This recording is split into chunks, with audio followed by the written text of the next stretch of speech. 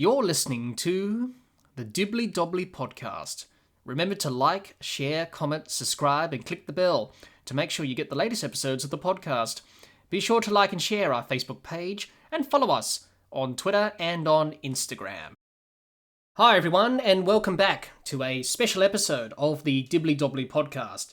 On today's episode, we're going to be discussing the fallout and all the news surrounding Justin Langer resigning as Australia's head coach.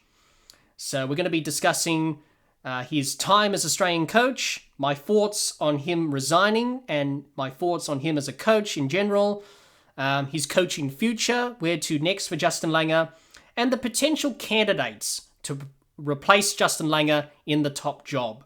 So we're going to be discussing that today in this special episode of the Dibbly Dobbly Podcast. So I think everyone by now would have heard the news that Justin Langer has resigned as Australia's head coach on Saturday. The news broke. I don't think anyone was surprised by the news that he resigned after what's happened in the last couple of days, given how the media have posted stories about heated meetings with him and the CA board and all this stuff. Eventually it ended with him resigning. So a bit of a recap of what happened today in terms of the news breaking. It was confirmed by Justin Langer's management group on Saturday that Justin Langer had tendered his resignation, effective immediately. And then Cricket Australia provided a statement in regards to that news. The statement reads as follows: Cricket Australia has accepted men's team head coach Justin Langer's resignation, which was received today. Justin was offered a short-term extension to his current contract, which sadly he has opted not to accept. CA would like to thank Justin for his outstanding leadership since he became Australia's men's team coach in 2018 and for guiding the team to the T20 World Cup title last year and the 4-0 Ashes victory. Justin is not only a legend of the game, but an outstanding individual. The contract extension offered to Justin was the result of a thorough review process that evaluated many factors, including future requirements of the team and the upcoming extensive schedule of fixtures. The extension was approved by the CA board and was put to Justin last night. It included the opportunity to defend the T20 World Cup title in Australia at the end of this year. Justin informed CA this morning he was not accepting the offer and would resign with immediate effect. So that's the statement that Cricket Australia provided today regarding Justin Langer stepping down as coach of Australia. Also, another statement that was provided today was by the CEO of Cricket Australia, Nick Hockley. And he said in his statement, as follows: Justin has been an outstanding coach of the Australian men's team over the past 4 years. He has restored the trust in the team and his legacy is assured. We are extremely proud of his achievements since he took over in 2018, including the recent T20 World Cup victory and Ashes success. We are naturally disappointed Justin has decided against continuing as coach, but respect his decision and wish him all the best in the future. I would like to sincerely thank Justin and also his family for all that they have given to Australian cricket, over the past 4 years, for which we remain eternally grateful. So that was Nick Hockley's statement, the CEO of Cricket Australia, when the news broke that Justin Langer had resigned as Australia's head coach. Now, let's have a look at Justin Langer's timeline of Australian coach. Since he took over of May of 2018, there's been a lot of highs and lows during Justin Langer's tenure as head coach of the Australian team over that time. So let's have a look back at the timeline of events since he took over as coach until today, until he announced the news that he was resigning. So let's go back to May of 2018. He was appointed as Australia's coach for all formats after the ball tampering saga in Cape Town of 2018, takes over from Darren Lehmann after Lehmann quits before the final test in South Africa. Of June of 2018, Australia toured England for a horror white ball tour, which they lost the ODI series 5-0, as well as the one-off T20 International by 28 runs. The tour is Australia's first without Steve Smith and David Warner. and Tim Paine took charge as captain for the first time on a full-time basis. October of 2018 saw Australia tour the UAE to play Pakistan in a 2-match test series. The first test match in that series against Pakistan, Australia were able to draw the test match. Tim Paine and Usman Khawaja offered some staunch resistance to draw the first test match in Dubai. And then obviously the second test match in Abu Dhabi, Australia lost that test match to lose the series 1-0. January of 2019, Australia suffered their first ever home test series defeat to a team from Asia, and that was India. They won that series 2-1 India. And then Justin Langer, despite losing that series against India, he was able to come back and win his first test series as coach when Australia was playing Sri Lanka in a 2-match test series. They were able to win that series 2-0 to finish off that summer. In June of 2019, Australia were heading to England for the obviously 50-over World Cup and the Ashes. Australia were able to make it to the semi-finals, boosted by the returns of Steve Smith and David Warner after their bans had expired from the ball tampering saga in Cape Town. Australia made it to the semi-final against England, unfortunately weren't able to go through to the final. August of 2019, Australia retained the Ashes under Justin Langer for the first time in England since 2001, drawing the series at 2-2. And in March of 2020, the Test documentary that was shown on Amazon shows him in a heated discussion with Usman Khawaja during the 2018 series against Pakistan. While the batter later told the coach players were walking on eggshells during the home loss series to India, while Khawaja and Langer maintained their relationship as a strong one, it's the first sign that Langer's combative style is creating some friction in the dressing room. May of 2020, Australia go back to number 1 in the world in Test cricket after a successful home summer, beating Pakistan and New Zealand in those Test series, and they also claimed the top spot in the T20 rankings for the first time in their history. January of 2021, Australia lose another home Test series to India, but this time with all their best players available.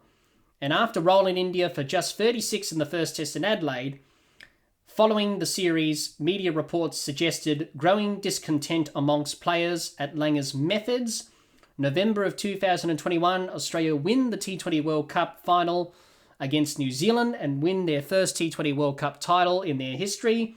Langer reveals he has taken more of a back seat and handed more responsibility to assistant coaches, while Josh Hazlewood says it has been a player-driven tournament. A week later, Tim Paine stands down as Australian captain before the Ashes after his scandal, and Justin Langer stands by him in support of the former Australian captain. In December of 2021, Australia retained the Ashes in record time, beating England 4-0. The series win makes Langer's test strike rate of 55.5%, second only to John Buchanan in terms of Australian coaches. But Captain Pat Cummins refuses to buy into the public debate on whether Langer should keep his job, as several former players and teammates backed the embattled coach.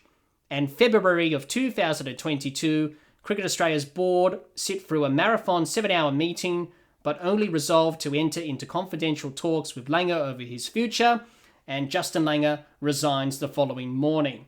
So that's a bit of a timeline in events over Justin Langer's coaching tenure as Australia's head coach.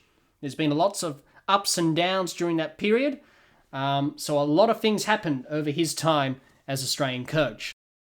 What are my thoughts on Justin Langer resigning as Australia's head coach, and my thoughts on his coaching overall in this 4 years that he's been coach? Well, first of all, my thoughts on the news. I wasn't surprised by the news.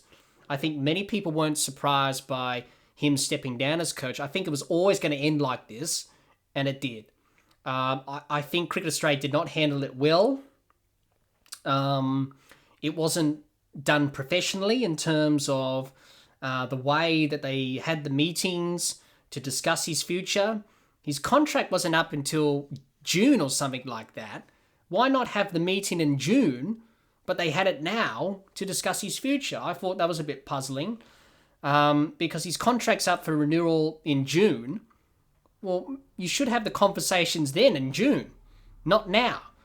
Obviously, they've had the discussions now. They've had the meeting. And look what happened. He resigned as coach, and now Australia doesn't have a coach going forward. Obviously, Andrew McDonald's the caretaker coach for the time being until we get a replacement, full-time basis. But to me, it wasn't the right timing. It was poorly managed by Cricket Australia.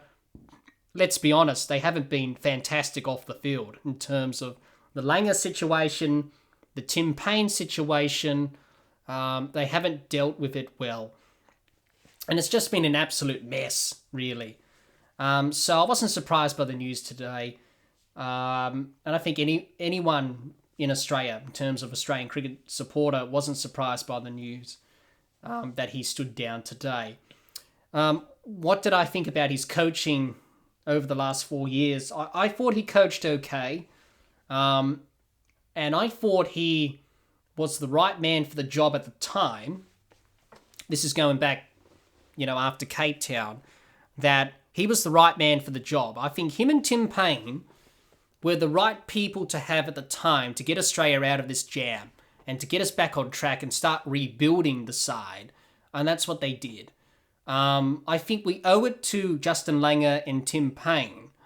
Yes, they were criticised towards the end of their coaching and captaincy careers, but without them, I don't think Australia will be where they're at today without Justin Langer and Tim Paine, because with their leadership together, they were able to rebuild the team and get the team back on track after what was a tough period in Australian cricket's history following Cape Town.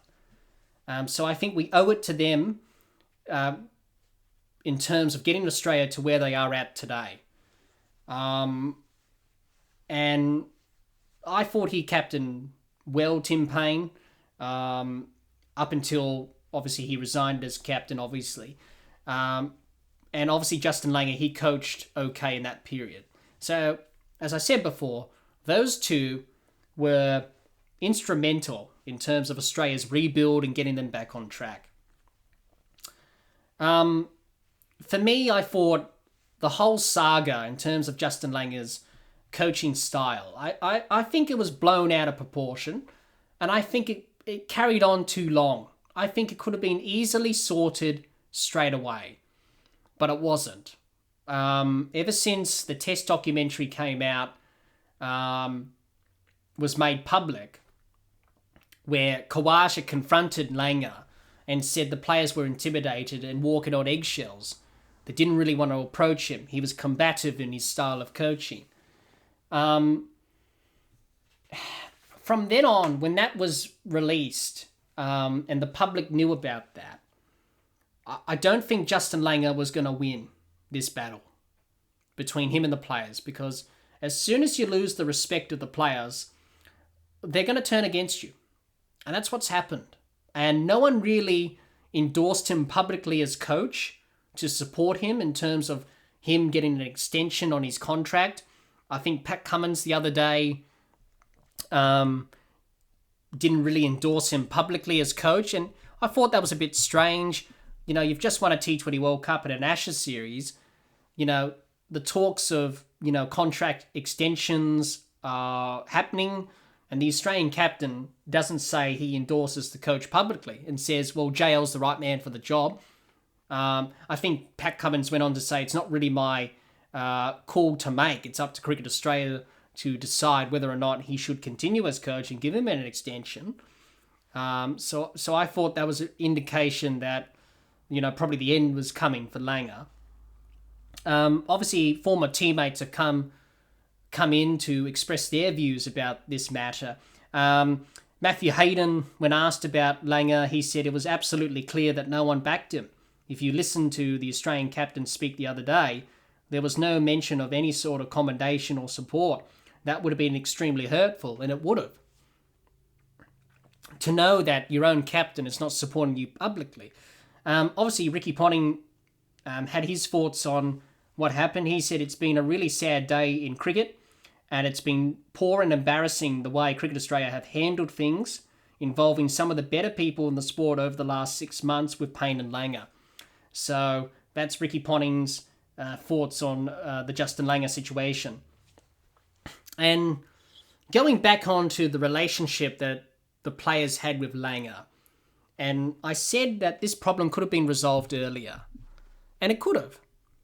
Now, as we know in life, and as we know in every sporting team, not only just cricket, but any other sport you play, and any business you work in life, when you get a job, you work in a business with other people, you're not going to get along with everyone. Not everyone's your friend. You're not best friends with everyone. You're not going to like that person that you work with or play cricket with, for example. But you've got to try and make an effort to, make it work and work together to achieve what you need to achieve in your job or sporting club or cricket team. And I feel like with Langer and the playing group, I don't feel like the players put enough effort and time into him to really make it work. And I think that's where the whole thing really went pear-shaped. I thought at the time when, if everyone remembers, in June of last year, they had that meeting. And this was before Australia went to the West Indies and Bangladesh for that tour, for those two tours. A few ODIs in the West Indies and 5 T20s in the West Indies as well, and 5 T20s in Bangladesh, which Australia didn't do so well in. The players had a meeting with Langer, and they expressed their concerns at certain areas of his coaching, saying that you're too combative, you're too in your face, you're a bit intense, you've got to relax more, and you've got to let us do what we need to do, and can't be over us, intimidating us and all this stuff. And I remember Langer at the time, he said it was confronting feedback, but he took it in his stead, and he said, I know what to do now. I need to do these things to improve as a person, as a coach. And he admitted that he needed to change. So he made an effort of changing himself. And also Aaron Finch at the time said, he praised Justin Langer, and he said, for taking it head on, and he took it well. But then after that meeting, things boiled over, and the problem wasn't resolved. And apparently in August, Finch, Payne and Cummins met with CA's hierarchy or something to raise further concerns on Langer's coaching style and future. So to me, that didn't really think that the meeting didn't really have any impact or anything. And to me, that was a signal that the players did not really want to make an effort in terms of working together with Langer. Obviously, Justin Langer said in the T20 World Cup, he said he approached it with a more hands-off approach in the T20 World Cup, and obviously Australia were able to win that T20 World Cup. So he made some changes after that meeting, and he took the feedback on, and he implemented those changes. But obviously, during this summer, the players didn't really support him publicly after the Ashes victory recently. So to me, it is poor on the players' side of things that they didn't make an effort to work together with him. And I think this problem could have been resolved a lot quicker than it has been. To me, it was just dragging on too long. It was always in the media, all this stuff that Langer loses the trust of the players and all that. I think at the end of the day, Cricket Australia, the players, they could have done a lot better in terms of working together constructively in that meeting to say, right, okay, these are the areas that we want you to improve on, JL. These are the concerns that we have. So they did the meeting, but nothing was achieved. And that's the frustrating part, is that you're not going to like him. You're not going to like JL. Not everyone's going to like him. And I go back to that point when I said you've got to try and work together and put your differences aside. It's like many of the great cricket teams in cricket. Not all of them got on together. Not everyone was friends in the dressing room. But when they walked onto the field, they put all their differences aside and they were able to get the job done and play cricket and win games for their country. So I just felt it was so frustrating hearing this day in, day out. It could have been resolved a lot quicker. And that's the frustrating thing, is that the players did not make an effort in terms of working together with JL to get this done and resolved. And I think everyone feels like that as well, frustrated that this did not end quicker, but it dragged on and it was frustrating. For me, it is very frustrating. So with all that being said, and obviously Australia looking for another coach now, to me, what happens when we bring in the next coach? The players are just going to have the same problem with the next coach. And I do fear that may happen again, that the players will not like the new coach and will go through the same thing with Justin Langer. We can't keep doing this. You've got to put your differences aside and work together. You may not like the person being coach, but you just got to put up with it. You've got to say, right, okay, these are the things that we don't like about you as a coach. Can you improve them? Have honest conversations amongst the coach and the playing group and the players to try and resolve the problems and try and work through them. And I think with the Australian team with Langer, they tried to do that. And Langer took on the feedback. He made some changes steadily, whereas the playing group did not want to make an effort. So it's very important, whoever Australia employs next as coach, is for that coach to have an honest conversation with the playing group and say, right, this is my style. This is how I'm going to coach the team. This is where I want to take the team going forward. And if you like it or not, then there's the door. You probably walk out if you don't want to be a part of it. So I think for the next coach, he needs to have the honest conversation with the playing group and say, right, this is how I'm going to run the ship, right? We can work together on this. You may not like me and I may not like you, but we've got to work through it together. And that was the frustrating part. As I said before, it was the frustrating part in this whole saga that no one made an effort to work with Justin Langer and work these problems and differences out. And what happens? This lingers on for some time and he steps down and he resigns because he feels like no one's got my back. We're always going to have a conflict of interest amongst me and the players. So why continue in this job? And that's where it ended. So overall, it's been disappointing in the way it's ended. And I think a lot of people are frustrated now because Australia don't have a coach. And now we've got to put all our resources and effort into trying to get candidates to be the next coach of Australia, which is distracting the team in terms of bigger series that are ahead of the team going forward. For one, we go into Pakistan. That's been confirmed that Australia will go to Pakistan for the first time since 1998, the last time we toured, which is a fantastic thing for cricket, in terms of Pakistan cricket, in terms of Australian cricket, and hopefully making a difference and hopefully putting some smiles on people's faces in Pakistan in terms of international cricket. So that'll be a great series to watch.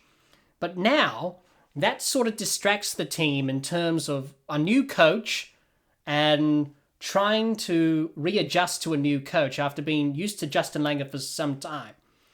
So that's very frustrating that we had to do that now, where we're preparing for a big series to go to Pakistan for the first time in 24 years.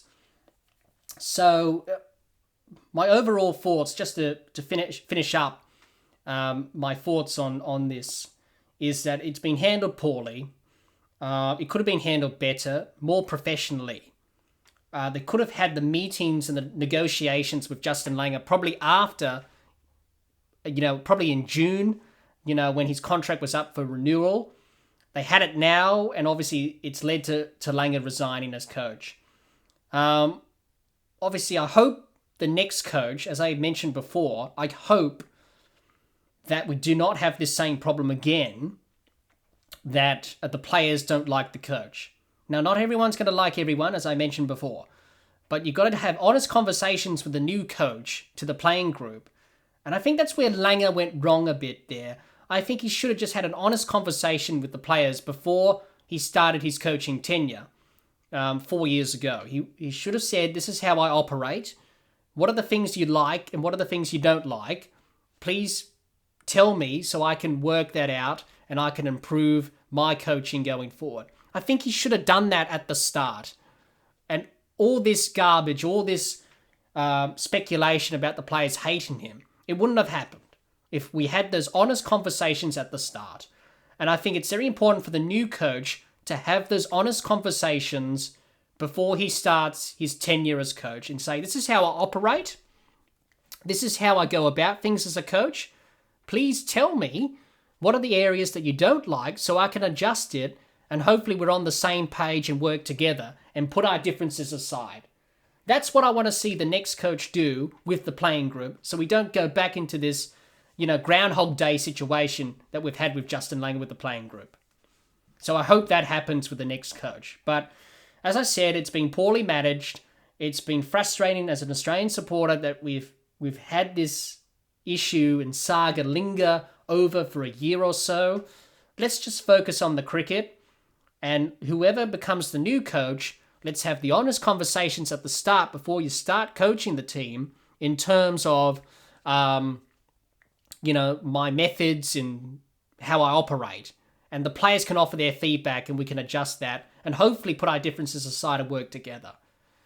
But it's been a sad day in Australian cricket. Justin Langer has given so much service to Australian cricket as a player and as a coach, and someone who's been recently inducted into the Australian Cricket Hall of Fame. I don't think this is the right way to, see him off as coach. I think it should have been done better than it has been. It should have been handled better, I should say. But for someone who's given tremendous service, for this to happen to them, it's been disrespectful towards him at the end of the day. So hopefully, Australian cricket can learn from this in the future in terms of not going into this situation again with another coach. I hope we can learn from it. And that's what Cricket Australia need to do. They need to learn from this and to not make the same mistakes again in terms of selecting the new coach, in terms of how the new coach would go with the playing group. They need to review what has happened today in order for something like this not to happen again. That's all I will say on that. Let's discuss Justin Langer's coaching future in terms of his coaching prospects and where he's going to coach next. My thoughts on this is, will he coach again? That's the $1 million question. I don't think he will personally. I think the 4 years he's been in the job in Australia, I think has taken a toll on him mentally and physically. And I think for him, now it's just about trying to take a break, reassess your future, spend time with your family. He's been away from his family for a lot of days, especially this year and last year as well, being in bubbles and all that stuff. So I think for him, it's about taking a break and reassess your options going forward. I don't think he'll coach again, but there's been talk about that he may be considered by England to coach England in the future. Andrew Strauss, who is in charge of English cricket at the moment, obviously interim director of cricket because Ashley Giles stood down following the Ashes defeat in Australia, and obviously Chris Silverwood resigned as coach a few days ago. He said before the news broke of Justin Langer resigning as coach of Australia, he said we could consider Justin Langer as an option to coach England. So they haven't made that story secret. They've made it publicly that they want him and they're considering him as a coach. And also Michael Vaughan, former England captain, said England should go after Justin Langer to really get the test side going well again for England. A bit of tough love. Michael Vaughan said that Langer offers is probably the right thing for England at this time, given how the test team's struggling at the moment. I don't think he'll coach England. I don't think he will. obviously because of that rivalry between Australia and England in the Ashes, and it would probably go everything against Justin Langer's natural instincts to coach England. So I don't think he'll coach England. Will he coach any other team in the future? I think he will. I think he'll probably do some mentoring, probably within Western Australia, maybe in the pathway system in Australian cricket. He may do something like that. Will he coach again internationally? Well, he's considered for England. It's up to him whether he wants to do it or not. Does he want to go through the pressure like he did with Australia for 4 years? I don't think he wants to. Time away from home again is going to be the option that he's going to weigh up. So, yeah, I don't see him coaching England. I don't see him coaching any other international team for the foreseeable future. He'll probably do some stuff in Western Australia and probably in domestic cricket in Australia in terms of pathway systems and all that stuff. So I think that's what he will do in the future. So I think, personally, I don't think Justin Langer will be coaching anytime soon. I think he'll take a break, reassess his options going forward. Let's discuss the potential candidates to replace Justin Langer. And there have been a few names that have been tossed around today. A few of those names have been Andrew McDonald, Trevor Bayliss, Jason Gillespie, Ricky Ponting, Greg Shipperd, and Michael Divinito. All of them from Australia, of course. All of them have experience. Obviously, Andrew McDonald's coached Victoria. He's coached a few T20 franchises in some T20 leagues over the world. He's currently the caretaker coach at the moment for Australia. Been announced by Cricket Australia today that he's the caretaker coach at the moment. Trevor Bayliss has had experience at international level before. He's coached Sri Lanka many years ago before coaching England, leading them to the 2019 ODI World Cup. Obviously, he's back home in Australia coaching the Sydney Thunder at the moment in the Big Bash. So he's a person that may be considered for the job. Jason Gillespie's had coaching experience. He's coached Yorkshire in the county championship to lead them to 2 straight titles when he was in that position a couple of years ago. Obviously, he's coaching South Australia and the Adelaide Strikers at the moment. Also, if he doesn't get the Australian job, he may be considered for the England coaching role. We've got to remember that Chris Silverwood's just resigned as England coach, so he may be considered as an option there, Jason Gillespie. Another option's been Greg Shipperd, obviously not a household name, but he's well known in Australia. He's had a lot of success domestically as a coach in Australia. He's led the Sydney Sixers to a few Big Bash titles over the years, 2 titles in a row. Obviously, it could have been a 3rd title this year. Unfortunately, they lost to the Perth Scorchers in the final. So he's had a few good years as coach domestically in Australia. He's an outside chance to be considered, but he's one of the names that's been tossed up to potentially replace Justin Langer. And the other one's Michael Divinito. He's currently the assistant coach within the Australian team. He's another outside chance to replace Langer as coach. And obviously the biggest candidate that's been named is Ricky Ponting. Ricky Ponting is probably the biggest candidate. And all of those names that I've just read out, he's probably the biggest one that could be coaching Australia very soon. Who do I think is going to be the potential successor? Out of the list of names that I've just named there, I think I can only pick 3 names that could be considered for the job. Number 1 is Ricky Ponting. Number 2, Andrew McDonald. And number 3, Jason Gillespie. I think those 3 will be the potential successors to Justin Langer. Everyone else on that list I don't think will be considered.